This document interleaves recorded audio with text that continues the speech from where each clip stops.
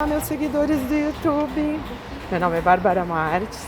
Hoje eu tô aqui com vocês. Gente, o único momento que eu tive para fazer esse vídeo e a pedido de uma seguidora, ela traz para mim um conteúdo que é uma coisa bem interessante para se pensar, que altera inclusive aí os relacionamentos e coisa e tal, que é a questão de por que as mulheres, logo após terem bebê, e se transformar em mãe, elas ficam mais chatinhas, ficam mais, às vezes um pouco mais exigente, mais intransigente, mas a maioria das pessoas que não tem filho ou que tem filhos também, de outras mães, eu sou mãe de 3, eu já passei por isso, sei muito bem qual é a questão que pega, mas existe sim uma explicação neurofisiológica, que é a questão da poda neural.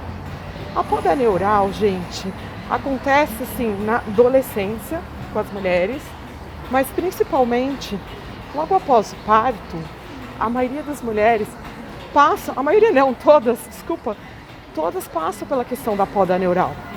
E isso faz com que alguns tipos de comportamento dessa mulher se altere. Por exemplo, justamente pelo fato de ser mãe, as mulheres elas tendem a proteger mais a cria. Algumas, dependendo do perfil psicológico, elas criam até uma certa persecutoriedade. E essa persecutoriedade, sim, é percebida às vezes como uma chatice. E muitas pessoas cobram essas mães, essas mulheres, justamente por causa disso. E muitas, além da persecutoriedade, elas ficam muito envolvidas com o bebê. Inclusive a poda neural no pós-parto é justamente para isso. É para criar um vínculo mãe-filho maior, onde essa mãe vai estar aí se despendendo a questão do tempo por bastante tempo com essa criança. Então a poda neural, ela acontece justamente por isso, para garantir para as mães que elas tenham, sim, esse primeiro contato mais íntimo com o bebê.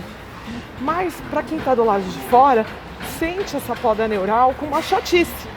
Então muitas pessoas cobram das mães essa posição de como se as mães fossem chatas, e no final é só um reflexo fisiológico do próprio corpo e da própria natureza para garantir o afeto de mãe e bebê, e para que essa mãe perceba, tanto socialmente quanto no ambiente, se essas coisas que acontecem do lado de fora não é nenhum risco para o seu bebê.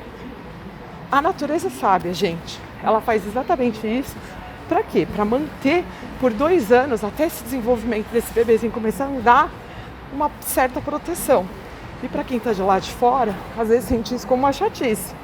Porque as mães ficam realmente mais observadoras, ficam mais cobradoras, muitas ficam mais chatinhas.